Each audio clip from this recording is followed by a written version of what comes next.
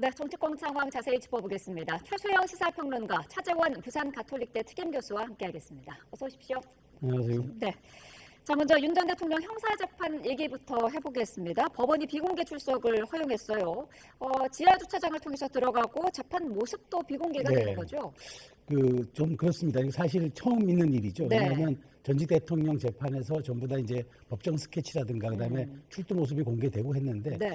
윤 전 대통령에게는 이게 적용이 됐습니다. 그러니까 이제 지하 주차장으로 들어가서 이제 가기 때문에 네. 윤 대통령 출두에 대해서 사진이라든가 영상이 나올 수 없고 그다음에 법정에 들어가서도 스케치가도 이제 불허가 돼가지고 네. 윤 대통령이 어떻게 지난 헌법재판소에서는 윤 대통령이 이제 피청구인 자격으로 이제 모든 영상이 공개됐지만 사진과 영상이 공개됐지만 이번은 피고인 윤석열 전 대통령 나가기 때문에 아마 네. 그런 부분들에 대해서 법원이 일단 그 공공의 안녕과 그다음에 어떤 청사 방어 이런 관련한 것들을 때문에 말하자면 불허했는데 사실 불허한 경우가 거의 없어서 네. 뭐 특혜 시비 논란이 있습니다만 이거는 전적으로 재판부가 판단하는 몫이기 때문에 이걸 가지고 뭐 옳다 그르다 뭐 시비의 영역으로 하기엔 좀 그런 것 같은데 다만 이례적인 것은 좀 있어 보인다는 지적은 뭐 피할 수 없게 됐습니다. 네.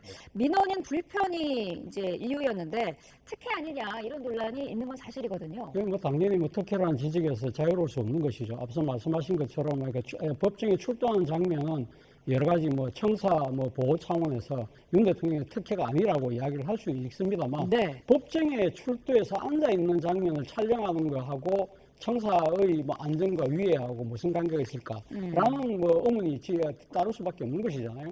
앞서 뭐 말씀하신 것처럼 그 이전에 전직 대통령 4명에 대해서는 모두 다 법정에 출두한 장면이 다 공개가 됐는데 사실 그런 그 공개 자체가 물론 피고인의 동의를 받긴 해야 되는 거긴 합니다만 네. 그러나 공공이익, 즉 국민의 알 권리 차원에서 그동안 허용되어 왔던 것이 사실인데 재판부는 이것을 비공개하면서 그 이유를 정확하게 적신하지 않았다는 것이에요. 네. 그리고 이 재판부가 또 특히 지난번 윤석열 대통령에 대한 구속 취소를 통해서 석방을 했던 재판부입니다.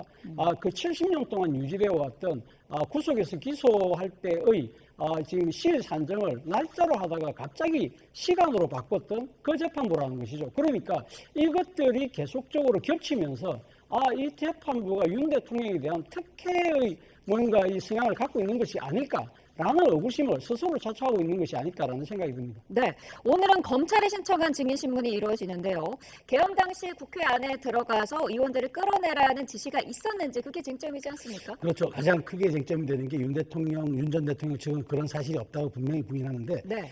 이 조성현 육군 수도방위사령부 제1경비단장은 이진우 전 수방사령관으로부터 본관으로 진입해서 끌어내라는 지시를 분명히 받았다고 했고 네. 김영기 특전사 1 특전대대장의 경우는 이상현 제1공수여단장으로부터 본관 안에 있는 의원들을 이제 끄집어내라 이렇게 구체적으로 진술하고 있는 또 현장 지휘관들이기 때문에 네. 근데 윤 전 대통령과의 대질도 불가피해진 상황이죠. 근데 이제 양쪽에서 아마 이제 신문들이 서로 오갈 수도 있는데 윤 전 대통령이 직접 이제 증인 신문에 나설 가능성도 있어 보입니다. 네. 근데 뭐 이건 오늘 있어봐야 할 일이긴 한데 어찌됐건 윤 전 대통령 측은 이 부분에서 단 한 번도 시인한 적이 없고 그다음에 인정한 사실이 없기 때문에 검찰 측과 증인들은 굉장히 윤 전 대통령의 지시가 있었고 우리는 바로 위에 상급 지휘관으로부터 지시를 분명히 받았다고 아마 이거는 헌법재판소 때부터 계속 반복했던 이야기이기 때문에 네. 아마 오늘도 그렇게 진술이 나올 것으로 예상이 되고 또 검찰도 이 부분을 집중 부각할 것으로 보입니다만 윤 전 대통령 측은 여기에 대해서 구체적인 증거도 없고 그다음에 지시한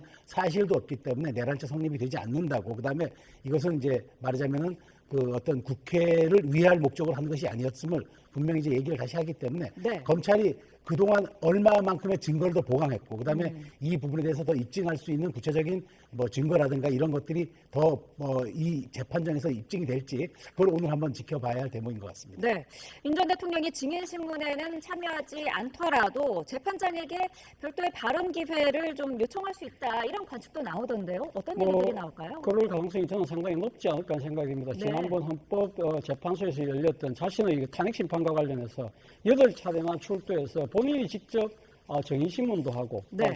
본인이 스스로에 대한 변론을 펼친 바 있고 그리고 무엇보다도 윤 대통령이 평생 검사를 했기 때문에 이런 내란죄 재판 이런 부분들에 대해서 나름대로는 전문가라고 자처할 수 있잖아요.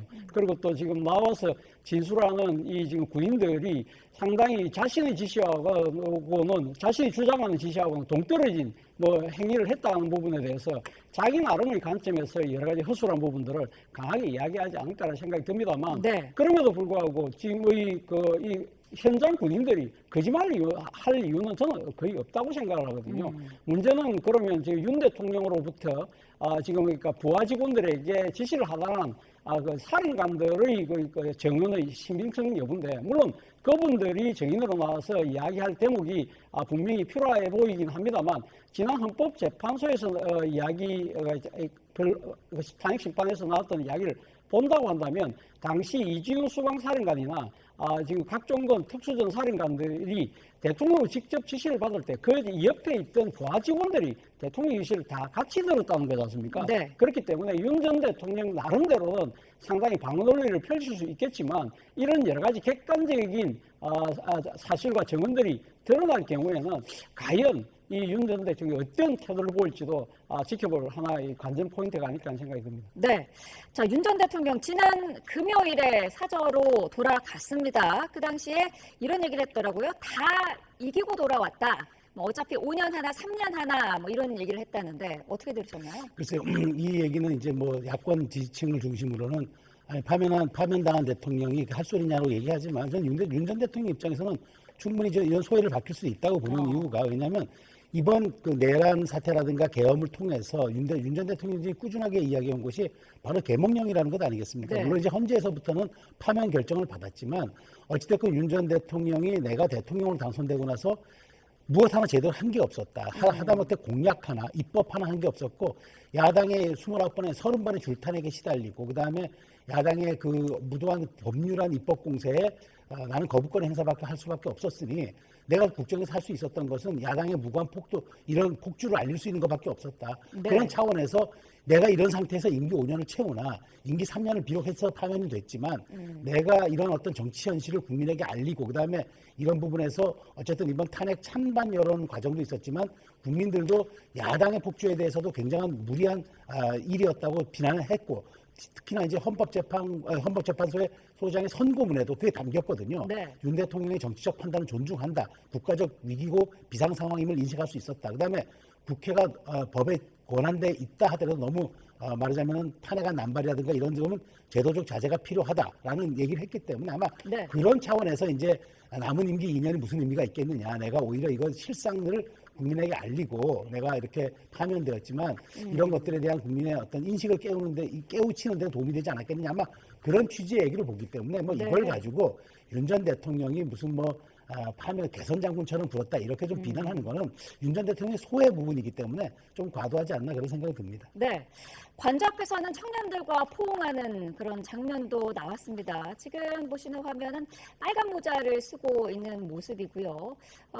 지금 지지자들과 일일이 악수하는 그런 모습도 보였었는데, 청년들과 포옹하는 장면과 관련해서는 연출된 거라는 이야기도 있더라고요. 어떻게 보시나요? 바로 그 때문에 상당히 이번에도 또다시 그 부끄러움은 국민의 몫이 된 것이 아닐까라는 생각이 듭니다. 지금 화면에 나오고 있는 장면을 만약에 이 상황을 모르는 외국인이 봤다고 한다면 어떻게 보일까요? 인기 절정의 대통령이 나들이길에 소위 말하는 애민의 정신을 실천하는 현장처럼 보지 않았을까요? 그러나 누구나 다 알다시피 윤 대통령이 헌법 수호의 책무를 위반했다는 그 엄중한 문제 때문에 직에서 파면돼서 도중에 쫓겨나는 그런 모습이잖아요. 그렇다고 한다면 일반적인 상식으로 봤을 때는 자숙과 반성의 모습을 보이는데 전혀 그렇지 못했다. 그리고 앞서 이야기하신 것처럼 이 젊은 친구들과의 뭐랄까 연대 뭐 이런 부분들에 대한 정치적 목적을 나름대로 염두에 두는지 모르겠지만, 네. 대학생들을 그러니까 동원을 해서 이런 식으로 포옹하는 그러한 모습까지 연출했다는 것 자체는요, 사실 이 지금 파면당한 대통령의 행동으로서는 저는 최악의 모습을 보인 것이 아닐까라는 생각이 듭니다. 네. 특히 이 지금 퇴임하면서 사제에서 놓으면서 내놓았던 메시지 중에 하나가 새로운 길을 찾겠다는 것이거든요. 네. 그렇다고 한다면 이 새로운 길이라는 것이 뭘 것인가? 계속적으로 자신의 정치적 목소리를 내겠다는 것인데, 이 정치적 목소리를 내는 것이 국가와 나라의 발전을 위한 것인가? 저는 그렇게 보지 않습니다. 우리가 앞서 방금 이야기했듯이 본인이 지금 내란 관련된 재판에 지금 임해야 되는 상황이잖아요. 이 지금 그것뿐만 아니라 공천 개입과 같은 여러 가지 문제들에 대해서 계속적으로 사법적 단죄를 받아야 되는데, 여기에 대해서 법적으로 투쟁하기보다는 정치적 투쟁을 하겠다는 그러한 결연한 의지를 내보인 것이 아닐까라는 측면에서 정말 우려된다고 할 수 있겠습니다. 네, 나라와 국민을 위해서 새로운 길을 찾겠다라는 그런 입장을 밝혔는데 사자 정치를 본격화하는 거 아니냐 이런 인식이 많거든요. 전 새로운 길이라는 말은 정치적 레토릭, 수사에 불과하다고 봅니다. 네. 그러면 윤 전 대통령이 이렇게 하겠습니까? 난 앞으로 침묵하고 살겠습니다. 난 아무것도 하지 않고 집에만 있겠습니다라고 할 수는 없잖아요. 그러면 뭘 하시겠습니까? 라고 물어볼 경우에는 내가 국민을 위하고 국민의 사랑에 보답하는 새로운 길을 찾겠습니다. 전직 대통령이니까 이제 국가 원로 아니겠습니까? 그렇다면 물론 지금 피고인 신분으로 지금 피의자 신분으로 지금 재판을 받고 있는 건 맞는 사실이지만 네. 윤 전 대통령은 내가 지은 잘못이 내가 헌법을 위반했다는 헌법재판소의 판결을 존중해서 파면이 된 거지만 네. 내가 그동안 또 쌓아왔던 3년간의 대통령을 경험했던 경륜이 있잖아요. 이런 것들에 대해서 새로운 길을 찾겠다. 그것은 이제 국가와 국민을 위해서 할 수 있는 내가 기여할 수 있는 일이 있다면 하겠다는 뜻으로 해석하는 게 그 메시지에 저는 그 해독이라고 보는데 그것을 가지고 뭐 신당 창당이다. 혹은 뭐 사저 정치에 본격하다. 내가 마쿠에서 내가 국민의힘에 어떤 영향력을 행사하겠다라고 해석하는 거는 약간 좀 오독에 가깝다고 보고요. 네. 윤 전 대통령 입장에서는 이제는 파면된 대통령이고 국가 원로인데 그런 것들이 좀 내가 이제 종합적인 그 틀에서 내가 한번 검토하고 앞으로 길을 찾아보겠다는 그런 맥락으로 저는 해석하는 게 맞지. 네. 이걸 가지고 정치의 선언 이렇게 좀 과하게 해석하는 거는 좀 무리가 있다고 봅니다. 네. 자, 지금 저희가 보여드리고 있는 화면은 서울중앙지방법원 앞에 이 시간 모습입니다. 지금 뭐 예전과 크게 다를 것 없이 한산한 그런 모습을 보이고 있고요. 오늘 오전 10시에 이제 공판이 열리는데요. 첫 공판기일이기 때문에 당사자 출석 의무가 있습니다. 윤 전 대통령 사저에서 법정으로 이제 나와야 하는 그런 상황이고요. 서초동 사저에서 서울중앙지방법원까지는 한 300~400m 정도여서 걸어서도 사실 10분이 채 걸리지 않는 그런 거리고요. 일단은 차량으로 이동을 할 것으로 보입니다. 비공개 출석을 법원이 허용을 했기 때문에 민원인 이제 불편을 이유로 이제 비공개 출석을 허용을 했고요. 따라서 윤 전 대통령은 지금 보이시는 화면의 왼쪽에 있는 지하 주차장을 통해서 비공개로 출석할 것으로 보입니다. 기본적인 경우는 이루어지고요. 오전 10시에 공판이 시작이 되기 때문에 아마 집 바로 앞에 이제 법원이 있어서 좀 더 늦은 시간에 9시쯤 넘어서쯤 아마 이동을 하지 않을까 싶은데요. 그쯤이 되면은 이동을 시작을 할 것으로 보입니다. 현장 화면 전해드렸습니다. 자, 대선 전국 상황도 짚어보겠습니다. 국민의힘은 오늘과 내일 이틀간 이제 예비 후보 등록을 받는데 주말과 휴일 사이에 지금 오세훈 시장은 불출마를 선언을 한 상태고요. 유승민 전 의원은 경선 불출마를 선언했습니다. 자, 먼저 유승민 전 의원 대선 불출마가 아니라 경선 불출마예요? 많은 분들이 이제 이 경선 불출마를 해석하는 것은 네. 혹시나 이번 대선에는 이제 국민의힘 후보로 안 나간다는 뜻이지 뭐 무소속 후보나 뭐 다른 형식으로 가지 않겠냐 얘기를 하는데 네. 저는 그 가능성은 없다고 봅니다. 왜냐하면 물론 정치에서는 정치는 가능성의 영역이 다 남아있는 곳이니까 뭐 제가 100%라고 단정할 수는 없어도 최소한 유승민 전 의원에게 붙어다니는 꼬리표가 지난 이제 2017년에 이제 탄핵 정부와 관련해서 이른바 배신자 프레임이 있는 것인데다가 지금은 사실상 이번 대선은 이재명 대 반 이재명의 구도, 즉 사실상 어찌 보면은 더 나아가서는 이재명에 대한 찬반 투표 형식이 될 수 있다라고 지금 많은 분들이 관측하는 그 정치 현실인데 네. 이런 상황에서 또 다른 분열 혹은 자신의 정치 정체성을 드러내기 위해서 혹은 내가 갖고 있는 신념과 어떤 내가 갖고 있는 이제 정치 철학을 내가 보여주기 위해서 내가 뭐 무소속이든 작은 당을 만들든 해 나간다. 뭐 그건 제가 보기에 현실적으로 앞으로 유승민 전 의원은 그렇게 가는 것이 오히려 정치 역정에는 큰 도움이 되지 않을 거라고 본인도 현실 정치 때문에 판단할 겁니다. 다만 여기서 국민의힘 경선이라고 콕 집어 이야기하는 거는 지금 룰의 부당성이 있다. 말하자면 내가 여기 참여하지 않은 이유가 룰의 부당성과 지금 계엄으로 인해서 탄핵 정당이 됐고 그다음에 대통령이 파면됐으면은 이 계엄의 바다를 건너고 중도의 바다를 건너서 이제 대선으로 가야 하는데 그런 절박함이나 위기 상황이 안 보인다. 그런 측면에서 난 여기에 발을 빼겠다라는 측면으로 해석하는 게 좀 맞다고 보기 때문에 네. 유승민 의원이 지금 시기적으로도 뭐 세력을 도모해서 나가거나 이런 게 아니라 다만 국민의힘이 지금 갖고 있는 정체성이나 비전 방향에 대해서 일가를 하는 차원에서 네. 내가 경선에 참여 안 하겠다라고 선언한 것으로 해석하는 게 저는 맞을 거라고 봅니다.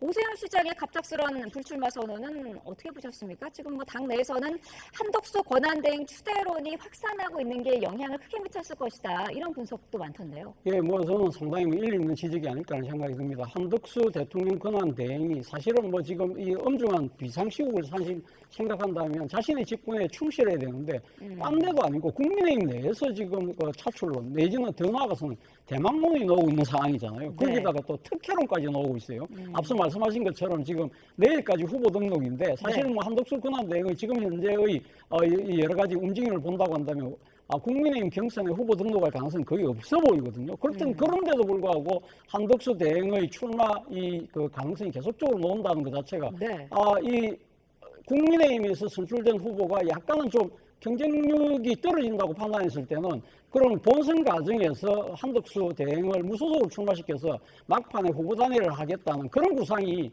상당히 구체적으로 나돌았다는 것이죠. 이런 부분들을 본다고 한다면 사실 지금 포기한 오세훈 시장뿐만 아니라 이번에 등록하게 될 후보들 입장에서 상당히 힘 빠질 수밖에 없는 상황이고 문제는 이러한 구상 자체가 사실 국민의힘이 지금 이제 당면하고 있는 과제가 어떻게 보면 현직 대통령의 파면 그것도 이 헌법소원라는 이 책무를 위반했다는 것이 바로 보수의 가치를 짓밟았다는 거잖아요. 그렇다고 한다면 보수의 혁신을 위한 전당대가 돼야 되는데 그렇지 않고 오직 이기기 위해서 여러 가지 꼼수가 난무하고 있는 상황이다. 그것도 당 지도부까지 여기 동조하고 있다고 한다면 내가 여기 들어가서 어떤 의미 있는 결과를 낼 수 있을까. 그리고 무엇보다도 이런 식의 경선 참여가 나의 향후 정치에 있어서 도대체 명분에 얼마만큼 도움이 될 수 있을까라는 그런 회의감이 강하게 작용한 것이 아닐까라는 생각이 듭니다. 한대행은 침묵을 이어가고 있는데 정말 고민을 하고 있는 걸까요? 뭐 그 가능성을 배제할 수 없다고 저는 봅니다. 왜냐하면 뭐 정치는 가능성의 예술이기 때문에 그리고 정치는 다 끝난 것 같아도 실제 결과를 보고 나면은 어떤 것도 예측할 수가 없는 불가측성의 그런 부분들이 많아서 저도 뭐 예단하기는 어렵습니다만 근데 충분히 있는 거는 지금 가능성이 있다고 봅니다. 왜냐하면 지금 국민의힘 입장에서는 사실상 지금 뭐 이재명 지금 후보 그러니까 전 민주당 대표의 독주 체제가 굳어지고 있는 상황에서 지금 여러 가지 지금 우리 국민의힘 내부에 있는 지금 뭐 그 후보들이 아주 말하자면은 박빙의 승부를 보여주지 못하고 차이가 많이 나거든요. 자, 그런 상황에서 어떤 정치적인 상상력을 동원해서 이길 수 있는 구도라면은 저는 진짜 전복된 힘이라도 끌어와야 되는 그런 상황이고 정말 여기에는 숟가락 하나라도 다 얹어서 힘을 보태야 되는 상황이기 때문에 그런 상상력은 있다고 봐요. 다만 한대행에 대해서 출마 여부가 과연 실질적으로 국민의힘에 도움이 되겠느냐. 흥행이라든가 아주 퍼포먼스 측면에서는 큰 도움이 좀 될 거라고 보는데 만일 그런 과정에서의 과정이 매끄럽지 못하면은 바로 어떤 후보가 됐을 때라도 민주당에서 내란 세력 청산이라는 딱 6자 구호를 갖고 나올 경우에 어떻게 방어하겠느냐. 물론 한대행이 갖고 있는 장점은 대단히 많습니다. 실제로 보수 진보 정권을 넘나든 총리이기도 했었고 글로벌 통상 전쟁을 대비할 수 있는 국제 통상 전문가고 그다음에 누구나 뭐 얘기해서는 경륜과 지혜를 갖췄고 가장 중요한 것도 호남 출신이기 때문에 국민 통합 차원도 되고 그런 여러 가지 특장점을 있으나 이것은 윤 전 대통령의 파면으로 인한 그런 선거의 귀책 사회의 약간 선거가 있기 때문에 이 부분을 과연 정무적으로 국민의힘 지도부라든가 지금 관리하는 선관위가 어떻게 판단해줄지 이런 문제가 있어서 저는 고도의 정치공학이지만 하나 분명한 거는 한덕수 대행이 입장 표명을 하지 않아도 향후 2, 3주 동안 진행되고 있는 여론조사에서 최소한 두 자릿수 이상이나 20%에 육박하는 당내 후보 지지율과 비슷한 숫자가 나올 경우에는 이 논란은 계속 잠재우지 않고 나올 것으로 봅니다. 그렇군요. 자, 민주당은 지금 경선룰에 대해서 후보들의 반발이 잇따르고 있습니다. 결국에는 이재명 전 대표에게만 유리한 상황이다 이런 주장이지 않습니까? 예, 사실 뭐 민주당이 이번 뭐 대선을 앞두고 상당히 시간이 촉박하다 뭐 여러 가지 이유를 들어서 이번에 경선 룰을 그동안 거의 20년 동안 진행해왔던 경선 룰을 바꿨어요. 예를 들면 이제 지난번까지만 하더라도 일반 국민들이 경선에 누구나 참여할 수 있는 그런 구조였다고 한다면 이번에는 당원들만 당원들만 모여서 투표한 것이 전체 결과의 50%가 들어가고 그 일반 국민의 의견은 이 개개인의 투표가 아니라 그러니까 여론조사 형태로 지금 반영을 하겠다는 것이거든요.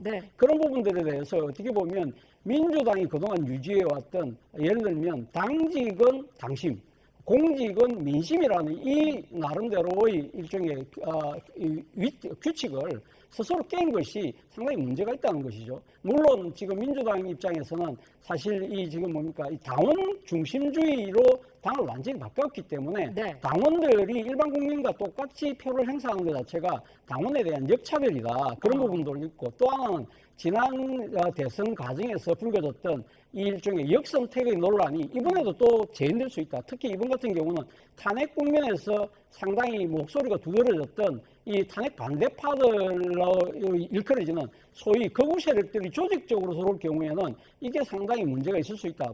그런 이유를 들긴 했습니다만 그럼에도 불구하고 어떻게 보면 이재명 대표의 기득권에 대해서 어떤 식으로는 흠집이 나면 안 된다는 너무 지나친 몸조심이 자칫 이재명 대표가 기득권자라는 프레임에 갇힐 수도 있겠다는 우려도 저는 상당히 타당해 보입니다. 네, 어떻습니까? 이 경선 과정에서 친명계 그리고 비명계의 분열이 더 심화될 수도 있다 이런 지적도 나오는데요. 이렇게 되면 나중에 물론 이제 뭐 이재명 후보가 선출되더라도 네. 화학적 결합을 해야 되는데 이런 식으로 사전 조율과 어떤 배려 없이 이재명 후보가 된다는 게 과연 큰 의미가 있겠는가? 저는 민주당이 그렇게 허약한 정당이 아닌데 지금 충분하게 우르르 좀 국민 경선까지 도입해도 이재명 후보의 정말 독주라든가 지금 그런 기세를 꺾을 수가 없을 텐데 네. 왜 이렇게 옹색하게 좀 편협하게 이렇게 했을까라는 거는 저는 이렇게 봅니다. 이재명 후보가 당선될 수 있으니까 후보로 선출되는데 단 하나의 리스크나 단 하나의 변수도 허락하지 않겠다.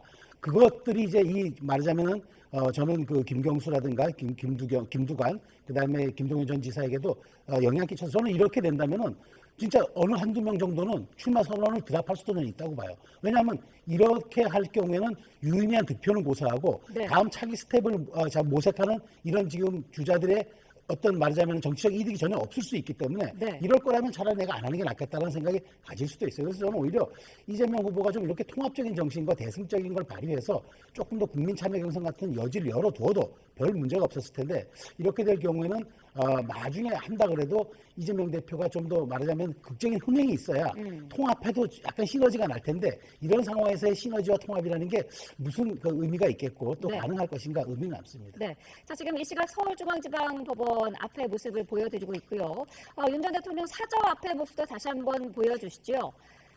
자, 오늘 오전 10시에 첫 공판이 열립니다. 9시가 넘으면 아마 윤 전 대통령이 이동을 할 것으로 보입니다.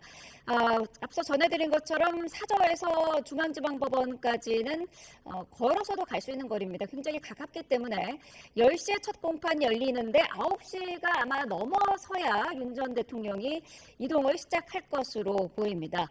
법원이 비공개 출석을 허용해서 지하주차장을 통해 비공개로 출석을 할 예정입니다. 자, 윤 전 대통령의 움직임이 포착되면 현장 다시 한번 연결해서 보여드리도록 하겠습니다. 자, 전국현 상황은 여기까지 듣도록 하겠습니다. 최수영 시사평론가, 차재원 부산가톨릭대 특임교수와 함께했습니다. 고맙습니다.